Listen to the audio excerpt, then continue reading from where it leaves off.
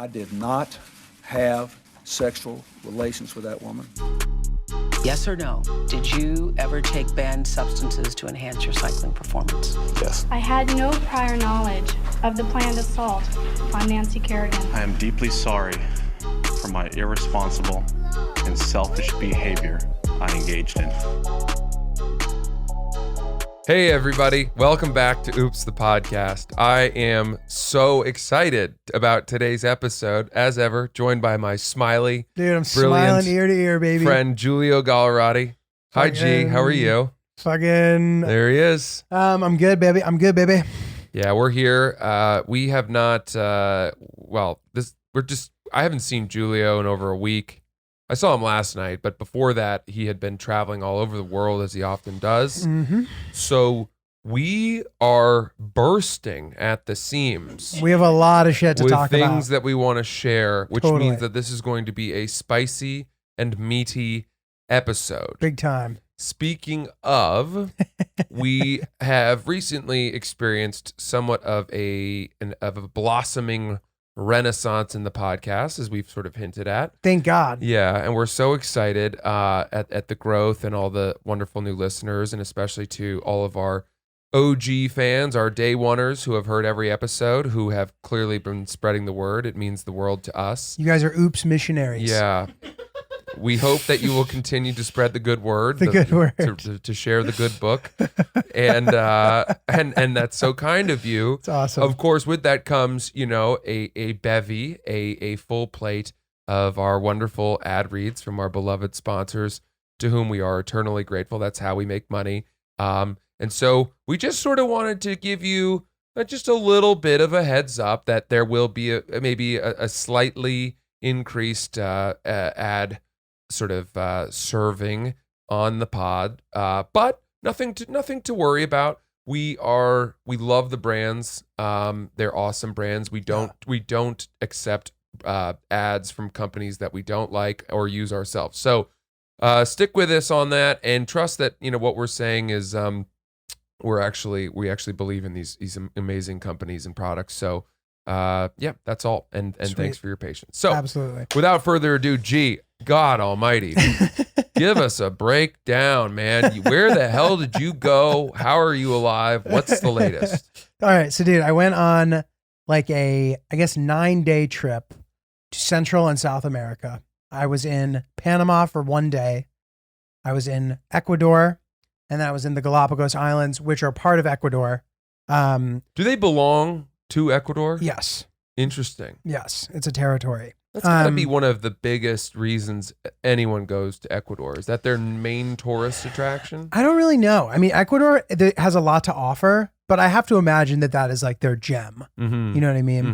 Mm-hmm. And dude, so much interesting shit happened. I'm so excited to share with you. So Yeah. I came up with some highlights, because I remember when we talked about Alaska last time I went on a bit of a trip, I had trouble sort of summarizing my favorite parts, and that frustrated me. So this time I came locked and loaded and ready. Excellent.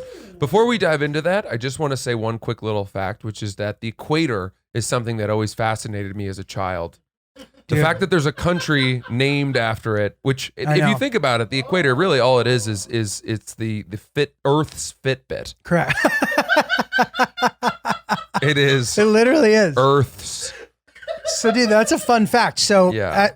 To what Francis is saying, the Earth actually protrudes a bit more at the equator. The Earth is not a perfect circle. Is that right? Yeah, has a little bit of oval inspiration going on. Slightly oblong. Slightly oblong. So it's funny, dude, because we took some microdoses when we went to the turtle preserve, which, by the way, these fucking turtles, I had no idea how big they were going to be. Are they turtles? Yeah, they're tortoises, turtles. What's the difference between a tortoise and a I turtle? have no idea. You know that we are zoological people on this podcast. We are, but I don't know. We must have that, Chris. But dude, it's funny because the guy was trying to explain to us that like the sex in the turtle world isn't consensual.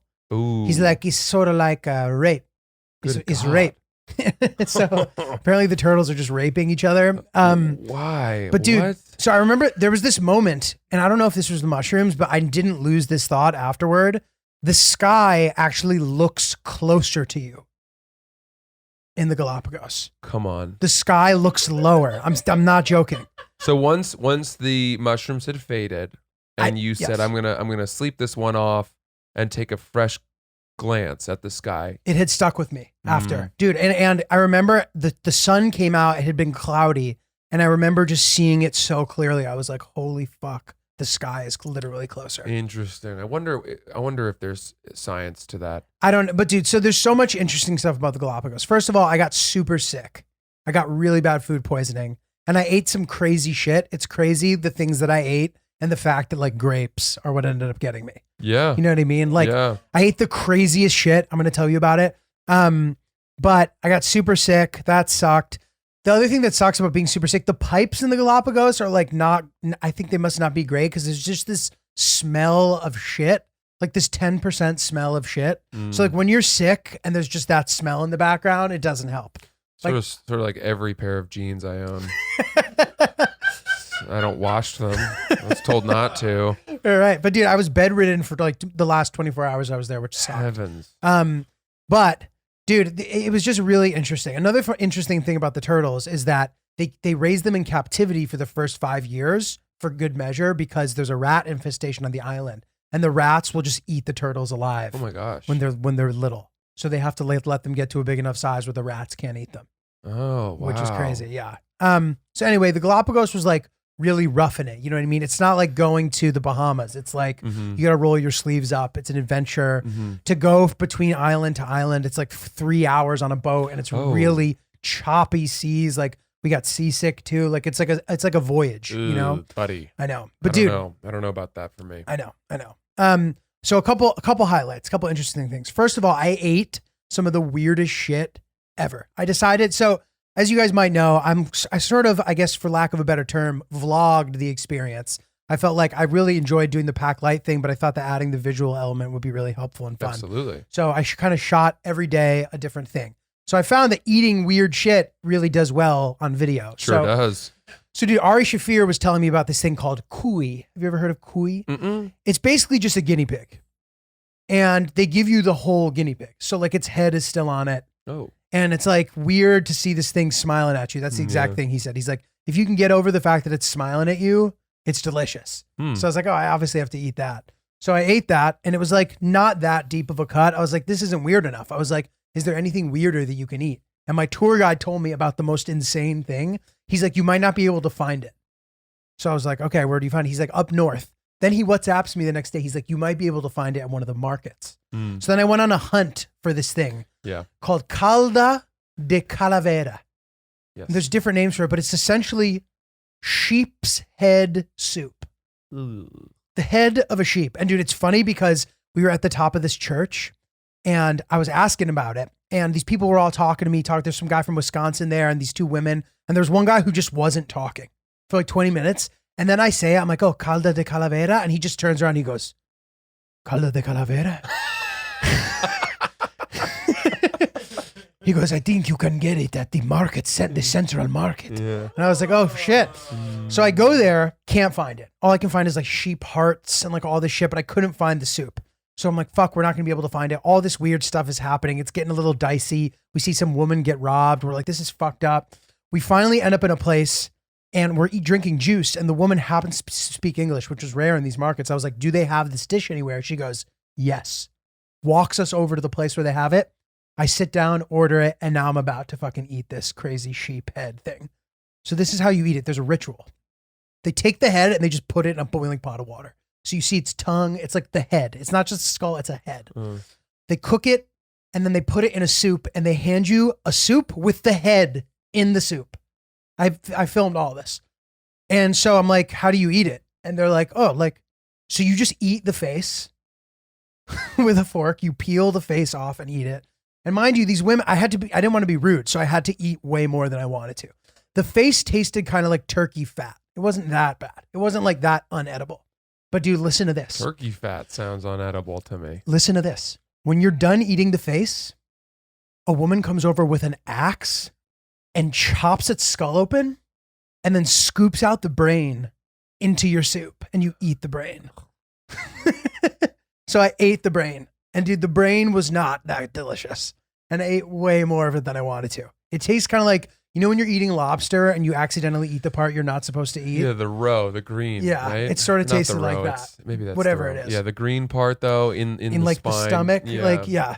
So dude, that was a fucking gnarly ass deep cut, but I was happy I ate it. And it was funny because all the local people were like laughing at me because they thought I was crazy that I was eating. Like even the local people don't eat that.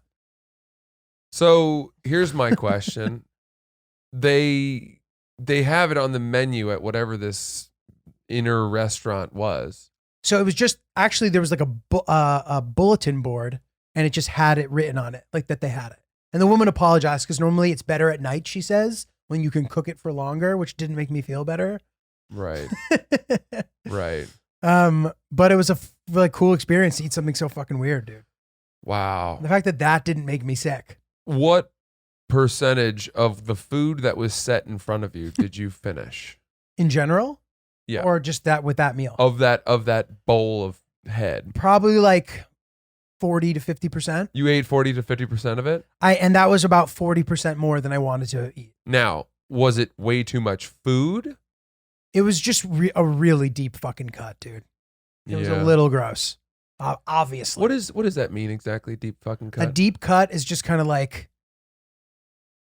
an off the not reservation. like a really intense version of whatever it is you're doing, I think. Is what a deep cut is. So like a deep cut is eating a fucking sheep's brain, dude. That's a deep cut. Yeah. Whereas eating it's like leg wouldn't be. That's like a normal cut. For some reason, when I hear deep cut, I think of like Alanis Morissette unplugged with an acoustic guitar in a coffee shop. No choice. This is a deep cut. You won't find any of these I think cuts that on counts. her albums. That literally, I think, is what it. Yeah, and I think it's like a music term. Well, interesting. I So- can't imagine eating a brain of a sheep while listening to that concert by Alanis Morissette. I don't think those things would pair. So, dude, last highlight. So they're telling us there's really good pickpockets here. You have to be careful. So I'm like, okay, whatever. So I had pants with zippers, and the guy who was with me, Zach, my friend, who was also filming, he didn't have as good of like anti-pickpocket gear. And I remember we're like walking in this crowded area. He passes by these really little people, and they kind of like bump him a little, and then we keep walking. And like 30 seconds later, I was like, dude, those people were like perfect pickpocket height. And he stops in his tracks, pats his pockets, phone is gone. Oh. And he just goes, I will never forget the look on his face. He just goes, fuck. And phone is just gone, dude. And like, dude, 3 hours later, it pops up on Find My iPhone. And we're at our hotel. And this guy, Enrique, he's like, let's go find it. So now we're like going to try to find it. We don't find it, but we see these cops. And he tells the cops, and the cop goes, okay. And he points to these motorcycles. And now I'm just on a motorcycle with a police officer I'm just on the back of a fucking police motorcycle. I'm like, what is happening? Like, I'm like, I hope that this like doesn't turn out badly. They end up taking us to the Ministry of Tourism. We fill out a whole report. And the cop, who's really nice, was like, this is how, his phone happened to not be insured. He's like, but if you were insured, this is how you get the phone. You need a police report. So I was like, that's actually really good to know. Yeah. And at the end of the night, I was like, dude, this is so like, what a crazy ride this was. I'm so sorry about your phone. I was like, in honor of your phone, I'm getting a zipper tattoo. Oh boy, look, here we go. Wait, this is a cool one. It's a fresh, in honor of our boy Zach's phone. May it rest in peace. And just keep your shit tight, dude. Yeah. You see it, Wow. Chris? That's a fun one, dude. Did you get that done down there? Yeah, I got it done down there. And You like to get tattoos when you're traveling, I've learned. it's a nice touch, And I felt like in the Rwanda video, the tattoo was a cool scene. So I was like, I think it'll be cool to get a tattoo down here. Do you do any research about the tattoo parlor? No. What you're getting is simple enough that you trust it to the hands of whichever. Yeah. Dude, and to be honest, like even when they get, like I have some that have gotten fucked up and it's like, fine, whatever. Maybe someday I'll get them touched up. Got it. But yeah, and like, that they're like, every place is clean. This guy actually did a really good job. That one looks is a really good good, right? tattoo. Yeah, I know. I was really impressed. So that's the thing. Like sometimes you'll be pleasantly surprised. And other times, like the person you think is going to be really good does the worst one you've ever gotten. Got it. Dude, I was taking all these pictures with like indigenous people in the countryside. And my dad was like giving me shit about it. He's like, "You're such an American." He's like, "I hope you tip them." I was like, "Okay, McLovin." I'm like, "Yeah, all right, Mr. Big Guy acting like he doesn't inconvenience people for his own fucking personal enjoyment." Yeah, he'd probably be giving him a cheesecake or something. That's what he'd be giving him. It's like, fuck off, Dad. Fuck off. I have a question though, really quick. Sure. So when you show up back at home after being away for whatever, a week, 10 days, and you have a new tattoo, does Hillary expect you to come home with a new tattoo? Is it not? Is it nothing? I usually send her a picture when I get one because, dude, like I've said before, when I wear a new item that Hillary doesn't know about, she gets shook as fuck. She goes, "What the fuck is that?" About sneakers. Yeah. So obviously I need to tell her about a tattoo. Right. You know what I mean? But she knew that I was getting. She like jokingly was like, "Haha." I was like, "I'm gonna get a zipper," and she was like, "LOL," like not thinking I was serious. And then I did get it, and she was like, "What?" But it ended up being fine, dude. Is there nothing that you could get that would really turn her off? There's at one point, you know how like people will get a giant cursive name that kind of glows. It has like I was like, it would be funny if I got Hillary that way, and she was like, "Please don't do that." So there's certainly things that she would like not think were great. I see. But I think she generally likes my style. Yeah. Cool. Cool. So I don't know, but I will say this, dude. Our boy Zach, if he had just been wearing a fucking pair of bird dog shorts, That's it, man. they have that zipper in the back pocket. They do have a very good pocket. They have a very good pocket. He never would have gotten pickpocketed. They wouldn't have been able to. Just adding to the versatility of a pair of shorts and pants that are already so versatile. Yep.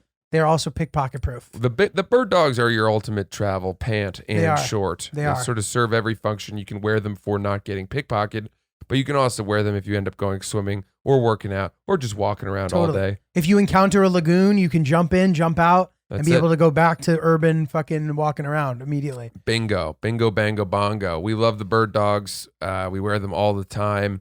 I've been doing some stuff with them. They're just the best. They're the best. We love bird dogs. Use promo code OOPS right now, and you will get some kind of percentage off, I think, with your first order, as well as some kind of a gift.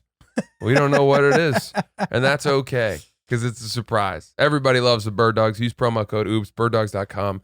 Get your bird dogs for the summer. Get them immediately. So, dude, like in all, I feel that my adventure bug has been satisfied. How long? My thirst for adventure has been quenched. And I honestly think this is very interesting.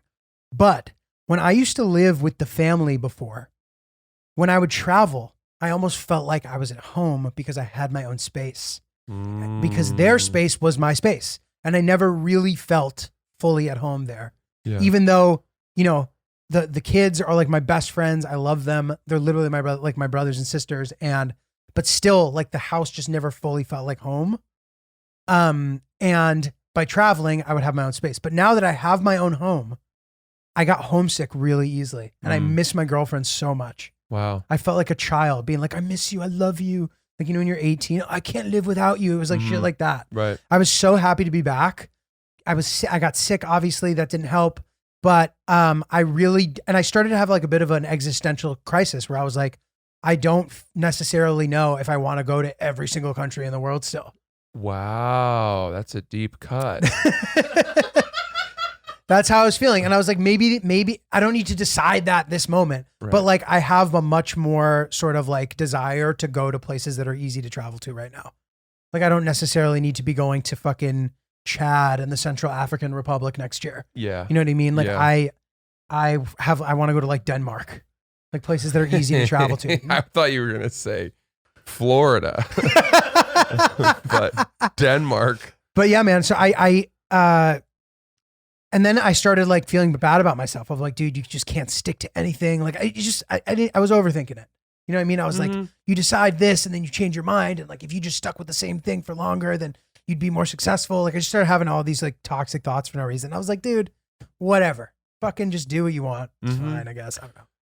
Well, it sounds like you were having a bit of a tug of war with yourself.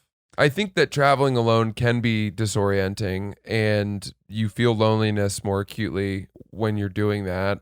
And I was with Zach, which helped. He's Yeah. my friend. You know, we had a good time. But still. especially getting sick too, you know, you feel the distance from someone who can rub your back and sort of put a fresh bowl for you to puke in front of you, and bring you saltine crackers and bone broth or whatever it is. Totally, man. But you know, look, I think that you are somebody who does love to travel and experience and see the world, but I don't know. I think what have you ever tried or pitched the idea of bringing Hillary along with you on one of these crazy adventures? So yeah, like she can, like she could probably have done Ecuador. That would have been fine. But like she needs to go somewhere where like she is very, very confident that like she'll be able to express the fact that she can't eat nuts. Yeah. And that like and I think that there's like good enough infrastructure with like everything there that she would have been fine if she had some kind of allergic reaction. But she'd prefer to not put herself in that position. Mm-hmm. She likes to go to like Ecuador is pretty well traveled to, but like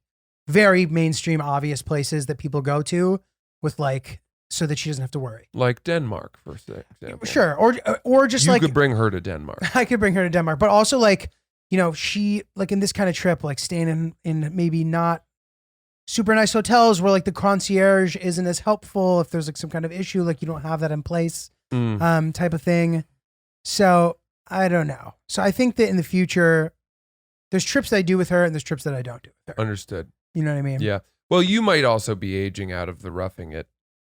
Yeah, it gets, and dude, also area. just like having the camera there, it like turned it into work. Yeah. It's like, which is fine, but it like made it really tiring. And like constantly worrying, am we getting enough shots? You gotta be on the lookout all through line. the time. And dude, I'll tell you what though, like you sort of inspired me to do it. Really? Yeah, and I'll tell you why.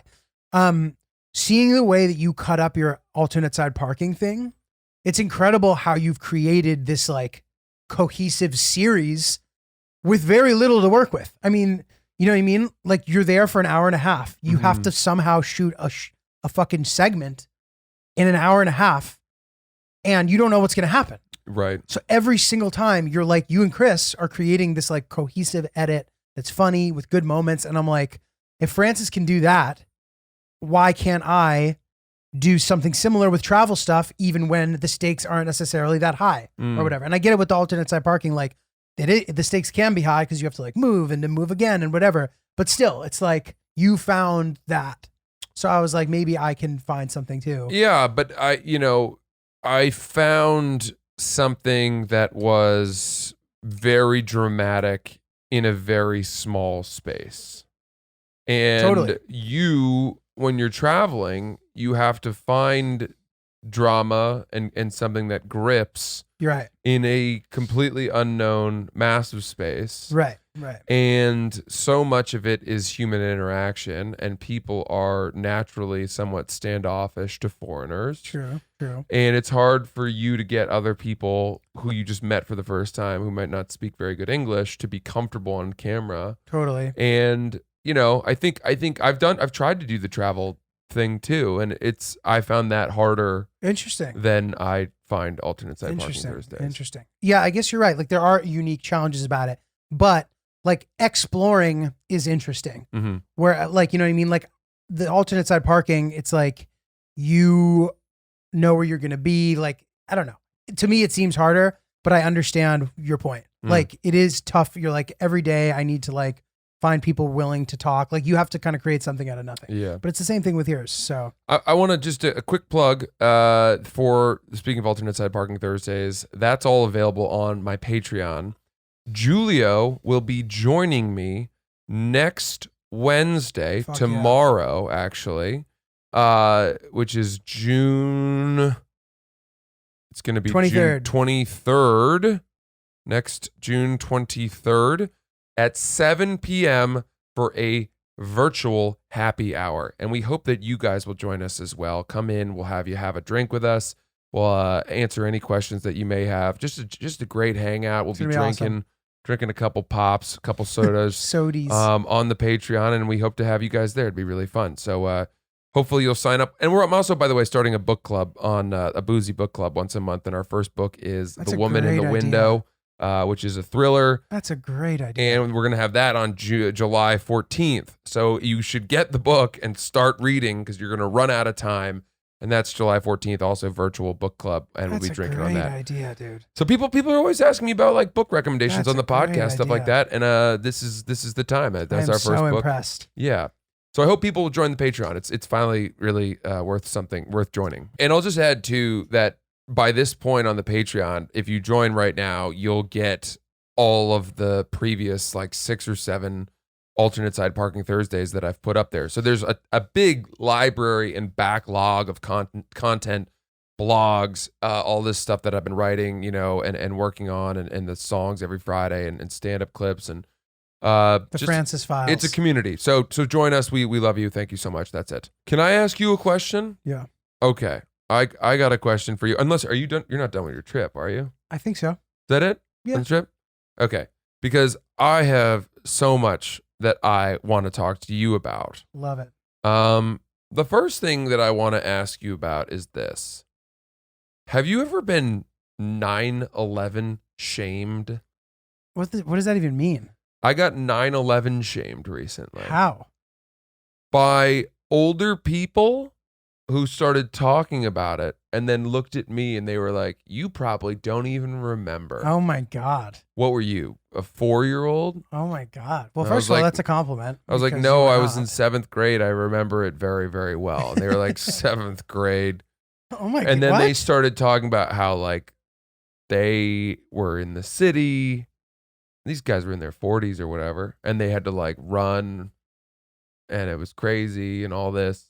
That's And so they were annoying. like holding it over me. And then you have to like prove it. You're like, well, because like my uncle was in one of the towers and he escaped. I would have to be like, well, my uncle was in the towers and he escaped. And also I knew one of the people on United 93. Yeah. You know what I mean? Yeah. I didn't want to lie.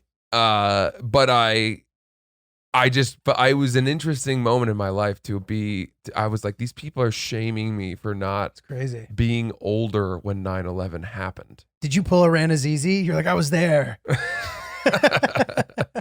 Stolen valored myself into Dude, that's 9/11. crazy. Yeah. So how did it end up? You're like, sorry, I wasn't older, dude. You fucking losers. Well, it's just one of those things where like I tried to plead my case and I was like, no, I remember it was 7th grade and I went into the library at school and looked up the headlines and everyone was talking about it on the tetherball court. And It's surreal, man. as I'm doing this, I'm like, you know Tetherball. what? Proving myself here is not worth it. And this is stupid. Like, sorry, guys. What's the point of this exercise? Yeah. What a dumb weird dick measuring Yeah, contest that's crazy. to dude. prove one's proximity to one of the great tragedies of American history. That is so stupid. Oh my Yeah. God. Dude, I remember it like it was yesterday, man. Like I was in history class. It started happening. They turned the TV on. And like the second one going down was absolutely fucking nuts. Mm-hmm. P.S. This is a weird thing to be bragging about, but I had just taken a class where our assignment was to look at the FBI's most wanted list. And Osama bin Laden was already the most wanted person in America because he bombed the embassies in Africa. Right. So I literally was like, I bet it's Osama bin Laden. And then like it was. You called and it. everybody thought that I was a genius. Like it was a dumb guess. Wow. That was crazy. But You anyway, Rain Manned it. I Rain Man it, yeah. But That's dude, amazing. I got called to the guidance counselor's office because my uncle was in the fucking World Trade Center. He worked for Dean Witter, which their thing was in the World Trade Center. And I was like, am I about to find out like something insane? And they're like, we just want you to know. They're like, really sorry about that.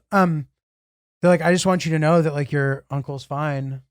And Wow. I was like, whoa, this is Pretty quick crazy. response from the school to have that intel for you. I know. Like apparently he like escaped. He was in Brooklyn. He called us when he got to Brooklyn. He's like, and he always uses sayings too. He's like, I escaped by the skin of my ass or something. I forget. Yeah. Crazy, man. But I'm happy he made it. But it's crazy. Sad for the thousands of people who did not make it. I'm only laughing at that statement, not obviously any of the 9/11 stuff, but course not. because our doorman blends aphorisms. Oh, I said it wrong. No, you said it right. Well, yeah, but my doorman recently, because we keep hounding him about, various things that we need to get fixed in the apartment. And so, because he passes it on to the super, and finally we got the super to come, and we thanked our doorman, and he was like, I swear to God, he goes, well, squeaky wheel gets the worm. which is a hybrid of the squeaky wheel gets the grease Yeah. and the early bird gets the worm. Dude, my friend Casey does that too. It's so funny. That's really And it funny. works perfectly. You get it. You know what he means, but you Yeah, know, it's really it's just fucking too funny. totally. It's like a centaur. Like somebody just cut a horse in half and put a human body on the top. It's just- That's fucking hilarious. oh. Well, dude, we have a really great new sponsor that we're Hell excited to have yes. partnered with. It's a product that you probably all know and love already. It's a delicious cereal, and the brand is called Magic Spoon. That's it. Everyone always knows. They're always asking me for my overnight oats recipe, and I'm not going to lie. I have actually moved away from the overnight oats ever since Magic Spoon sent me a couple boxes of their incredible cereal, and the reason is this stuff is healthy. 0 grams of sugar, 13 to 14 grams of protein, and only 4 net grams of carbs in each serving. It is healthy. Only 140 calories per serving. It's keto-friendly, gluten-free, grain-free, soy-free, low-carb, and GMO-free. It's literally nothing. It's, yeah, You're eating nothing. it's healthy cereal that tastes like the type of stuff that you used to enjoy It's eating really as a kid. good. It's really good. Right now, you get a variety pack. They have 4 flavors that are cocoa, fruity, frosted, and peanut butter. That's what they sent me, and I'm working my way through them.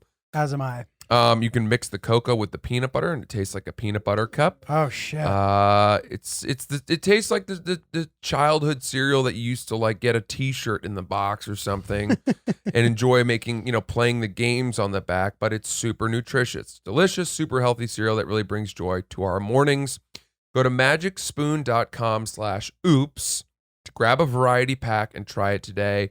Be sure to use the promo code OOPS at checkout, and you'll save $5 off your order. Remember, get your next delicious bowl of guilt-free cereal at magicspoon.com/oops and use the code OOPS to save $5. They also are so confident in their product, they back it with a 100% happiness guarantee. So if you like it for any reason, they'll refund you. But trust me, you're going to like it.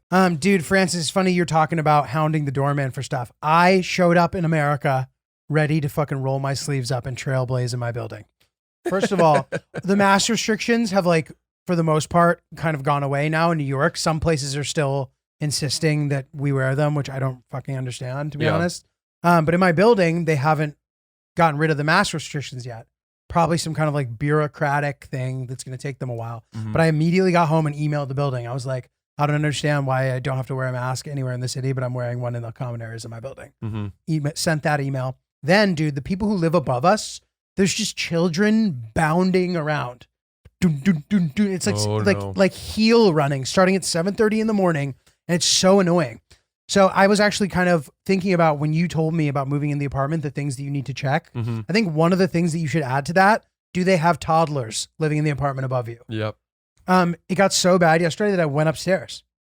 Did you? Yeah, I knocked on the door. Not to my surprise, it's like a nanny situation. The nanny's like not in control of the kids. And I was like, hey, sorry. And the nanny kind of just turns to the left. And now I'm speaking to the kids directly. Dude, and it's like a 6-year-old and an 8-year-old, the 2 cutest girls you've ever seen in your life, wearing matching like Little Mermaid dresses. Oh, and good I'm like, luck seeing this mission dude, through. and I'm like, hey guys, I was like, listen, and now I'm talking to children. I'm like, it's fun to have fun, but it's really loud. Like, and listen, I want you guys to have fun. I love Ariel too. I was like, but when you really, and the nanny's like, see, I'm like, what the fuck is this shit? See, like, you better fucking shut your kids up, dude. I would have done that. Asses. I would have started singing that song, and I would have been like, walking around on those, what do you call them again? The toes of your feet, not your heels, up where you walk. Running not so where light, you run. Stay on your toes or I'll get into a fight. I'll come punch your lights out if you walk on your heels. Part of the world we share in this building. Don't be selfish. I'm like, my girlfriend's Ursula, so you better shut the fuck up. What were Ursula's little minions? Were they seahorses? They were evil, the things that she sort of rode around on? I forget, dude, but Ursula was kind of thick. Ursula could get it. Ursula was over bigger than thick. Ursula could get it, dude. That was not. No, thick is so. That's too generous. She was needed. Ursula could get it. Young Ursula. She could was get it. problematically obese. No, come on. Yeah, she was a problem. Dude, Maleficent's the hottest bad guy. Is that right? I think so. Maleficent from Sleeping Beauty. You'll prick a finger on a spinning wheel and die. Yeah, it's Like, pretty oh, evil. shit. Yeah. She's sexy. They though. were eels. Oh, they were. Eels are much more Good call, evil than Chris. seahorses. I agree with that. Good call. But dude, yeah, having a fight, having to tell these adorable little girls to shut the fuck up was so hard. Sounds like you accomplished it though. And they were running around this morning too. But like, I guess you have to pick your battles. Like if they're running around at 10 a.m. and I'm still in bed, I'm the loser there.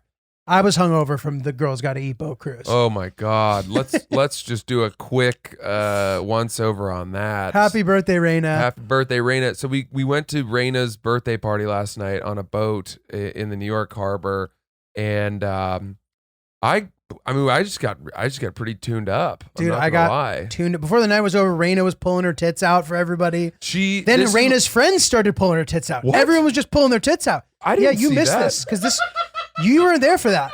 When did that happen? Dude, Abba and I. So first of all, Abba and I now have our own independent friendship, which is so funny. So Francis went home and Abba and I went to the after party. Yeah. And at the after party, we're talking about how Raina pulled her tits out. And then Raina's friend is like, I can pull my tits out. Also pulls her tits out. By the way, in public, we were sitting in the outdoor seating too. Just fucking whips it out. My oh me. It was a night of great tits, great drinks, great laughs. Yeah, it was really fun. I just want to just say how the Raina de-titting thing happened, which is that at the end of the night, the DJ on the boat gave her the microphone to give a quick speech where she thanked everyone very graciously for coming, and she was so happy. And then everyone was like, "We love you." And then someone said, like, "Enjoy your tits," yelled it. And then she was like, everyone's like, ha ha ha. And then her boyfriend goed, "Show everyone your tits." And then we all started chanting tits.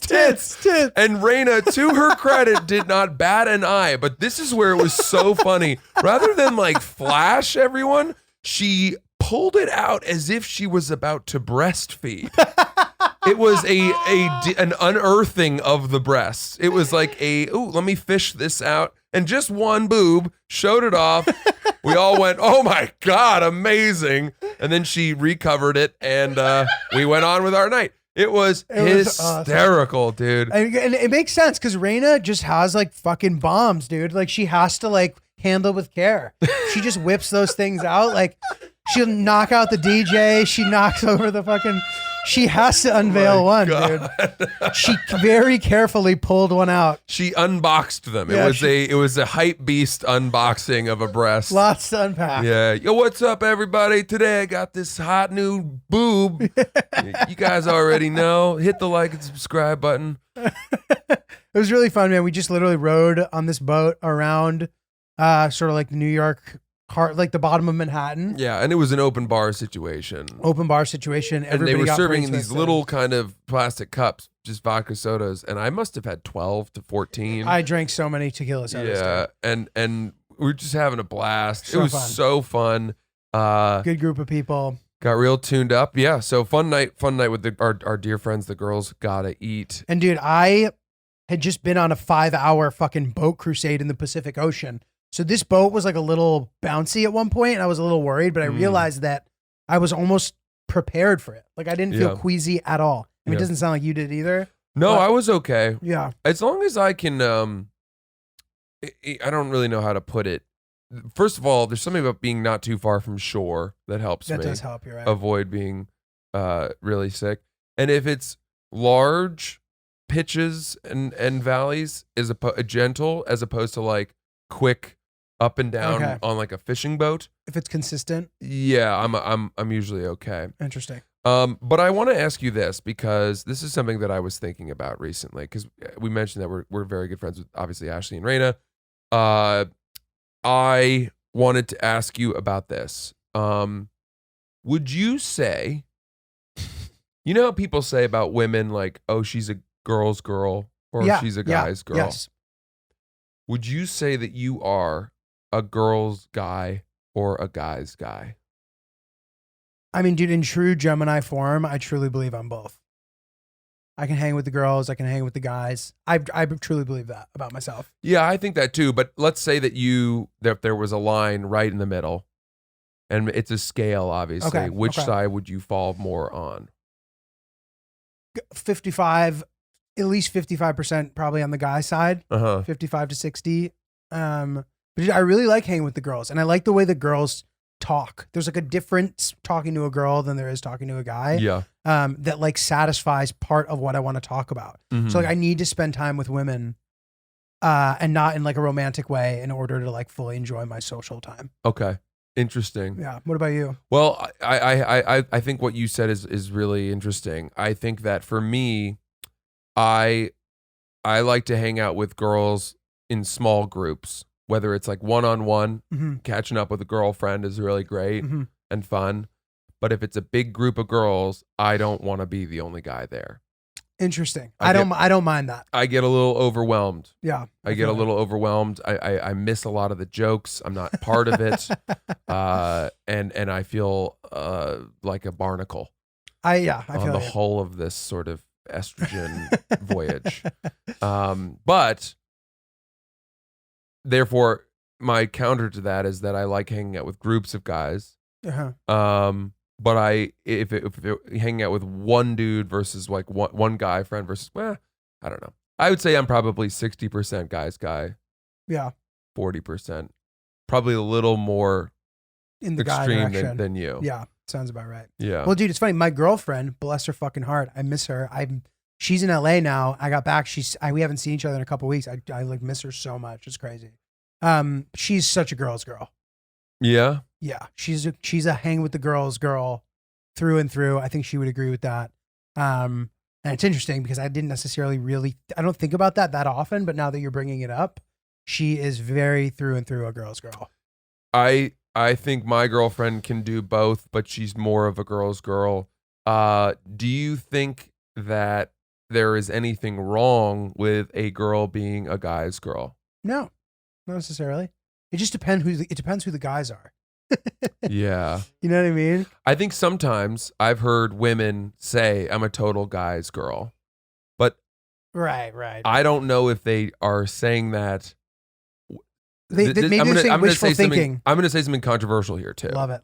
Which is that often the women I've heard say that are saying it because in that moment, they are disliked by the group of girls that they're friends with, or like, or they're not. It's not gone well lately with women.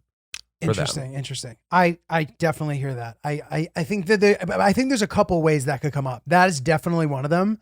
Another way that it can come up though is a girl trying to like conjure up this sort of positive thing about herself that she wants to portray. Like sometimes I find that girls that I know overrate the value of being a guy's girl. I just like hanging with guys. There's so much easy. Like thinking that like guys think that's hot or something. Like I don't feel any particular way about that. No, nor do I. Like if you can hang with the guys, I don't necessarily think you're better because of that. No. Like I don't need a girl who like wants to watch the game. No. You know what I mean? Like certainly that stereotype to me is blown out of proportion and overrated. So it can be that, but I also find it to be like a lot of the time girls who say that, it's not even true. 100%. I'm a guy's girl. It's like, no, you're not, dude. And that's okay. Yeah, it's fine. It's fine. Be yourself, right? It's funny to see people kind of play out this like story that they've made up about themselves. Mm-hmm. You know what I mean? They're Mhm. like, I am like this, therefore this. Right. And it's not always, people can't always see it for what it is. I completely agree. They got to wake up and smell the coffee. Oh, speaking of, well done there, Giulio. Thank you. We are delighted as ever to sing the song of praise to our dear friends at Brooklyn Roasting Company, right here in Brooklyn in the Brooklyn Naval Yard. It's about half a mile away. I've been to the plant. It's the best coffee I've ever had. It's so good, man. And you got the peanut butter. The peanut butter is fucking unbelievable. Is it gone? I bet it's gone. It's like 75% gone. It's so rich that I actually have trouble combining it with other things. So you just eat it pure. It needs to be eaten alone. You raw dog that. Dude, I've tried adding it to cereal. I've tried putting it in like all sorts of different things. I've even tried putting it in overnight oats. And I find it's too powerful of a That's taste. too much, yeah. You need to just enjoy it on its own. You got to mainline it. It's like it's a fine like scotch. You would never mix it with anything else. You put that big ice cube in there and you sip on it. Well, I honestly feel the same way about their coffee, actually.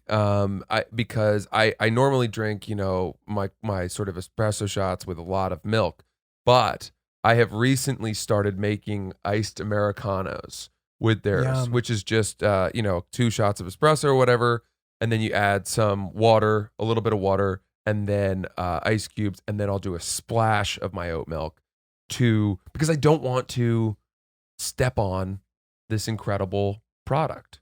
Dude, you're such a fucking sexy bartender, dude. I don't want to. It's insane the amount of shit that If you you had make. a pure brick of Colombian cocaine, 100% pure, you wouldn't throw a whole bunch of baking soda in that. You wouldn't pour oat milk all over it. Yeah, Right? totally. So I want the purest form of my delicious Iris espresso or the BQE espresso. Those are my 2 favorites.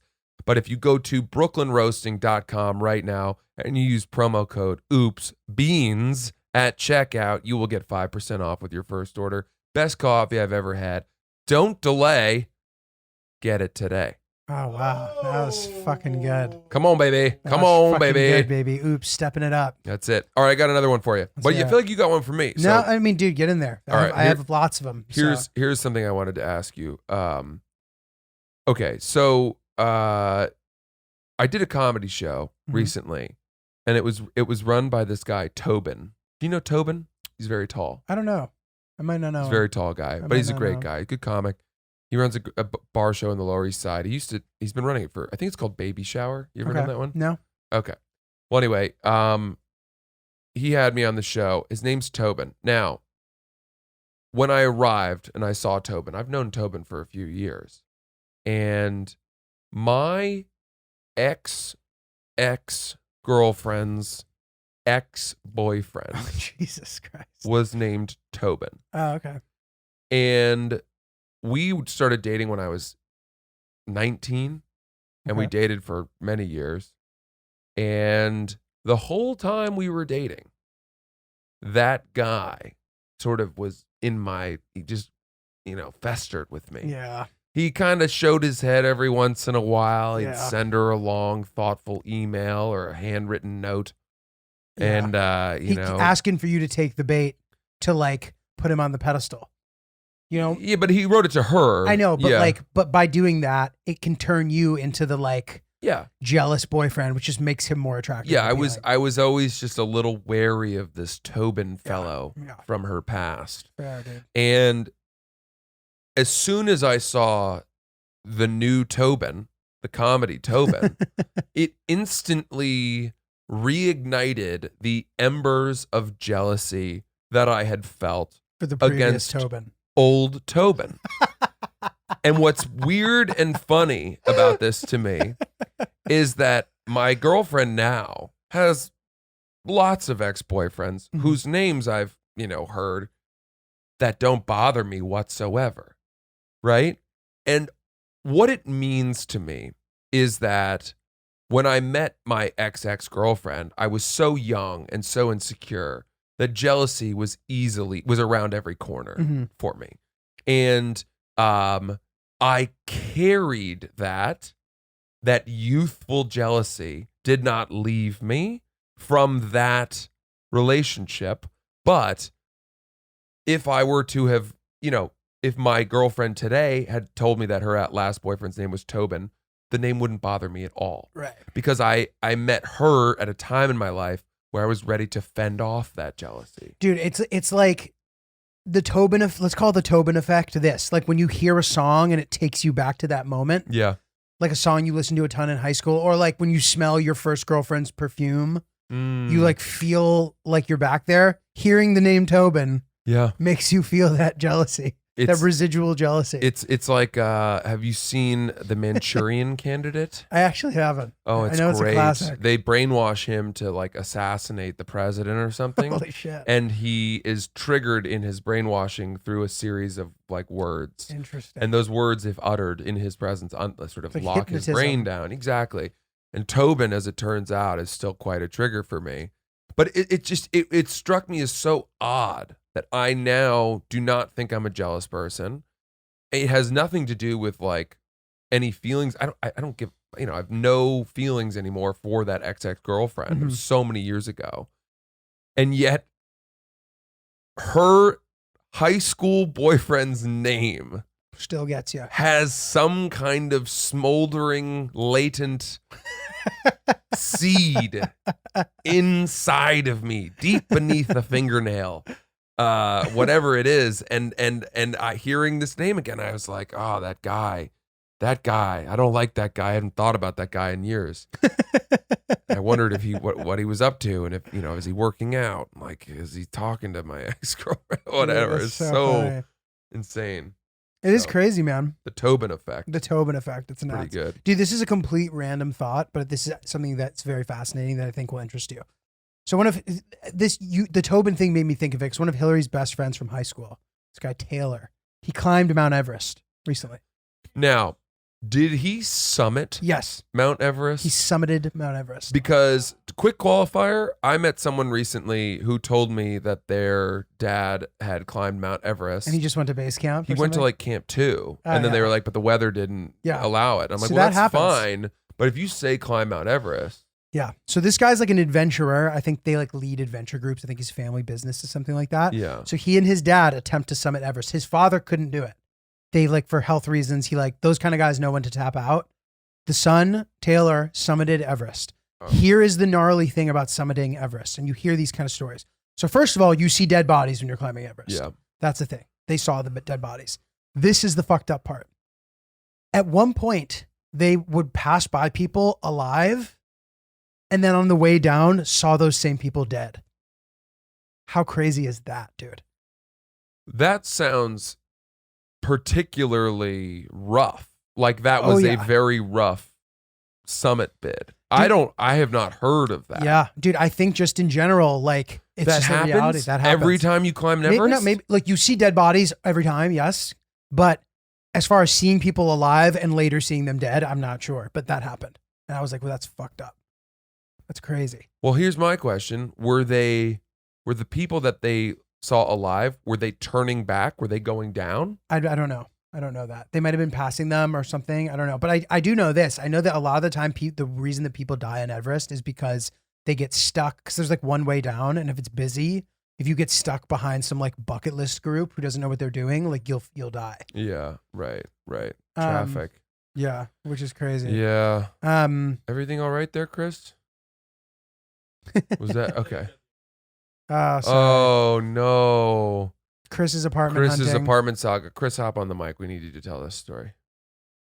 Because this is a classic New York story. So we pretty much got this apartment applied, put deposit down. My friend was like, I don't want to move there. And then today we were walking around and we were like, he was like, I want to do it. And then I just got an email saying somebody else took it. So Yeah, that Fuck, was man. the shortest version ever of that story.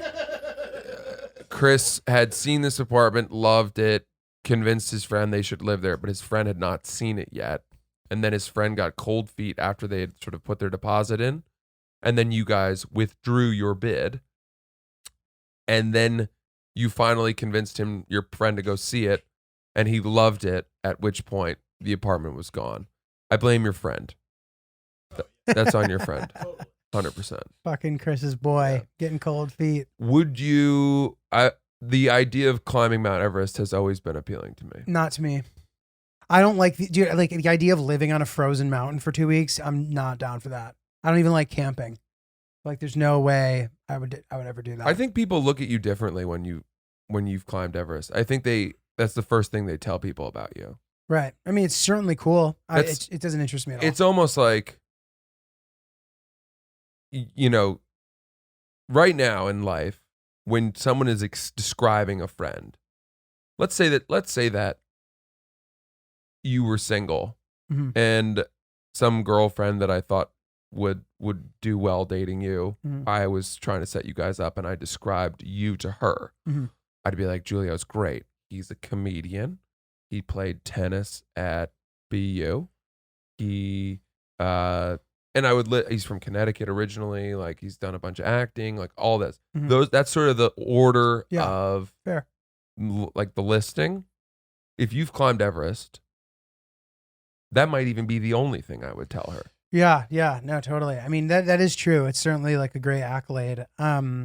It just it truly isn't interesting to me at all to do it. Like it's interesting, but I have no. It's interesting, but I have no interest in doing it. I think I've mentioned this before. I have a deep interest in doing the hike to base camp. Yeah, which is what 17,000 feet. Yeah, something like that. It's not crazy. Apparently, which is like how high it's like, Kilimanjaro is. yeah. But you go and then you see a bunch of people gearing up to make summit bids, and I think that if I did that trip, then I would leave with the desire To to do it all the train way. to make the summit bid. Totally. I hear you, bro. What do you know what the highest elevation you've actually been to on land is? Yes, I think. Well, I went to the top of Mont Blanc in Chamonix in the, How high in is the that? French Alps. Chris, I'm can you not get a- entirely sure. The highest that I've been is like 15,000, and that happened on this Ecuador trip. There's a lot of Wow. mountains there. That is high. Yeah, it was high. 15 is high. Yeah. But yeah, never higher than that. I would What's the top of Mont Blanc? Mont Blanc 15,700. Yeah, Francis that's definitely the top. squeaking the highest out. that I've been. Squeaking out the W there on the altitude contest. Got you by 700 feet. You got me. But yeah, dude, I don't know. Like I don't need to push my body to the limit like that. I like nature, but I like nature where I can go home at night, Mm-hmm. you know. Mm-hmm. Amazing. Well, okay. I got another thing I wanted to talk to you about. Let's hear it. So something happened to me recently that made me think I've made it What was that? as a comedian. I'm starting to feel that I've made it. I like that, dude. You Because have. what a ridiculous, vague accomplishment. Did someone he made it? Did you? I think I'm gonna make it. I've made it. I mean, what it's the certainly hell does that it's certainly mean? subjective. What does that mean, right? I honestly think, dude, my definition of that is maybe more is less ambitious than most people's. To me, making it in comedy that's your actual job. Agreed. And you don't have another job. Yeah.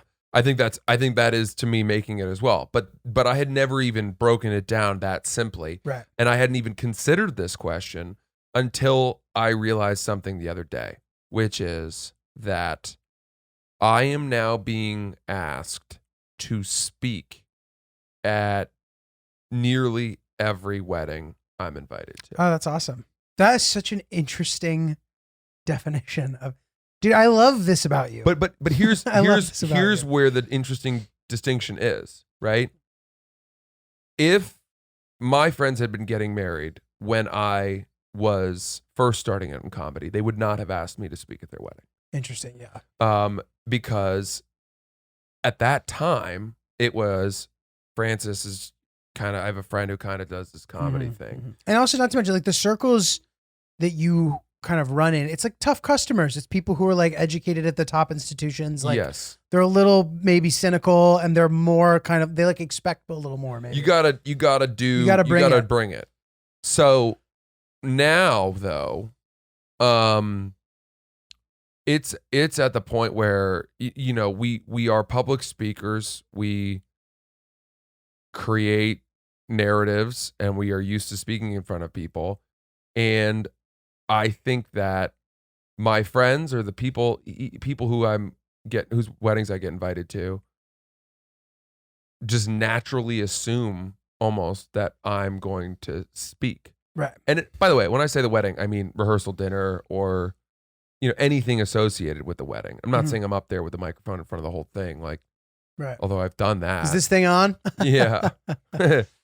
But getting asked to speak in yet another wedding thing made me think like, oh, now everyone has decided that I am a value added speaker, that there is a skill to this, and that I felt like, oh, maybe that means I've made it. Interesting. I don't know man. why. That's cute, man. It struck me as interesting. That's very sweet. That's Yeah. really, I like that. I have a question for you about weddings, actually. Yeah. So I have found out that, I've talked a little bit about the wedding situation. I went to an extremely fun wedding in Nashville. I'm going to talk about it on the next episode. But I got a couple more coming up. The one in New Jersey is a black tie. I found out that the one I'm going to in Virginia in October is a black tie. And now I have another one in October that I suspect will also be a black tie. Is it time for me to buy a tuxedo? I am. The fact that you don't have one is mind bending. Why would I have one? Like dry cleaning Because a tuxedo you're has to cost going- $100, right? No, No? How much is it? Like 40 at most. $30. how much doesn't buying a tuxedo cost like $1,000? No, It doesn't? no. Can you walk me through this? I know you own one. Yeah, I got mine, and I. And by the way, fucking hate this is good for everybody listening who doesn't Yeah. own a tuxedo. Buying a tuxedo 101. I don't want to. Look. First of all, go to fucking Joseph A. Bank if you don't want to buy an expensive one. They have tuxedos that are like whatever, $200, $150. And you okay. got to get them tailored, right? Because you want to look good. Yeah, yeah. I mean, I don't know what sort of like off the rack situation they have, but at worst, you're just getting the pants hemmed. Maybe have the jacket taken in a bit. That's only going to cost you $40-$50. How do you feel about the tuxedo cop out, which is the black suit, white shirt, black tie? If somebody says we're black tie, you have to wear a tuxedo. You can't wear a black suit. Okay. Also, a black suit is weird. I've done it before, You have? but like not to wedding. Like I went to some fucking ball thing. Like, so I'm like, yeah, I'm sure you friends do some of this kind of shit. Like they're like, oh, we're having this summer ball. It's like formal attire, and I just like wore a black suit and a bow tie and got away with it. Yeah, people aren't looking that closely. But that's a little bit of a ghetto move. on my Dude, part, you're saying? tuxedos are easier than you'd think. Please enlighten me. Because it's just every single dude is wearing the exact same thing. Mm-hmm. There is a one outfit option for everybody. It's a one size fits all for men. I don't Black look tie good in is that. way harder for women than it is for men. I have a fat ass, dude, and like the flap kind of sticks out. All right, and well, people made fun of my ass my whole life too, by the way. So I'm very self-conscious about it. You could get a tuxedo that would That would make flatter me look you. okay. Okay. And here's the thing, right? So you go the Jose Bank route or whatever, Men's Warehouse, any of that stuff. Some greasy Go to guy. I'm gonna Macy's. make you look great. Yeah, get something on sale. For me, the next step up was Suit Supply is this company that I use all the time. And I hate to give free ads. But Suit Supply they're basically like the Warby Parker of suits. Got it. And they you go in there, they know what to do. You get your tux, you get your pants, it's all tailored. And I think it was like, I don't know, $550, $600 one time. I'm gonna wear this thing to 15 weddings. It's a laptop, dude. That's a laptop? That's not a laptop. I mean, you get a new MacBook for $900 refurbished. So that's not a laptop. Okay, fine. A couple $100 more than a laptop, but essentially the same sort of price category. I'm telling you, you rent a tux 3 times, $100. you're there. $100 to rent a tux. And you're wearing you're wearing a You gotta taxi return it. on your body. Ugh. You're wearing a taxi that has been cummed in multiple times. Oh god. Cigars have been smoked. Thighs have been grinded against. It has been the sweat has been wrung out from it by a pair of strong hands. It's been put through some industrial toaster dry cleaner and then presented back on the shelf, so full of starch that you could stand it up without a body in it and it would stand upright. Bro, that's terrible. And that's what you're wearing. That's terrible. Okay, fine. I guess I'm buying a fucking tux, dude. Looks Yes, like I'm you're buying a tux. Looks like I'm Buy buying a tux. tuxedo. It's simple. Well, dude, I just let Hillary dress me now anyway, so I guess. But I'll just she bring needs her. a tuxedo to put you in. Yeah, I'm gonna let her do it for me. You need to get the most basic one because Okay. people end up asking you to wear sometimes like no shawl collar tuxedos. They God. want, the ones So the with the simple points. one. Just go the one that is the most It's like universal. pasta sauce. Yeah. Don't try to do too much of that. Yeah. Simple. The simpler, the better. Did I told you about that friend of mine who was dating that woman who they had a fight and she had bought him like a $12,000 tuxedo. Yeah, you did. I And forget she that. cut it up with a pair of scissors. And like threw it off the balcony or Yeah, something. and fluttered it down like black confetti. That's such a weird thing to do. It's like, hello, you bought that. Yeah. Yeah, you showed me. Damn, bro. Crazy. Buy a tuxedo, Giulio. My goodness. Dude, real quickly before I forget, Abba was doing something last night that made me laugh so hard. So obviously we're on this boat. Dude, this was so funny. We're on this boat. There's a bunch of like influencer people on this boat, presumably. You know what I mean? There's like comedians that we know. There's other people who we don't know who I'm assuming are in that kind of like Raina and Ashley influencer world. So a lot of people are taking selfie videos and taking pictures in general. And it got to the point where like people would kind of like do the turn where they're getting people. And right before they got to Abba, they would just stop the recording. And it just became like it was a coincidence. Or like, they would do it and then they'd go over his head and then back down. or they'd take a picture and like he wasn't in it. And he kept doing this thing. He kept in an Italian accent going, "Nobody wants the picture of Abba." He kept doing that, and I didn't fully understand why, but it was so fucking funny. The choice to do like the Mario and Luigi accent.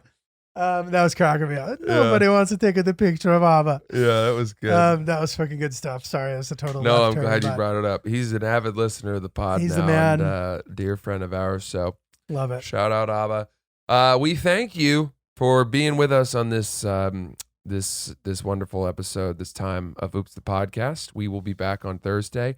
As always, send your thoughts and well wishes or questions and seeking advice moments to oopsthepodcast@gmail.com. Tune in on Wednesday, tomorrow, for the live virtual happy hour. Have a few pops with me and Giulio. Join the Patreon, patreon.com, Francis Ellis for that. Join the book club. And look out for Giulio's upcoming video travel series vlog epis. Yeah, they'll probably be on Instagram, and then sort of like the longer form ones will probably be on YouTube. I haven't exactly figured it out, but it'll be obvious when they come out. That's it. I'll put them everywhere. So Cool. Thank you guys. We're Oops the Podcast. We'll see you soon. Bye.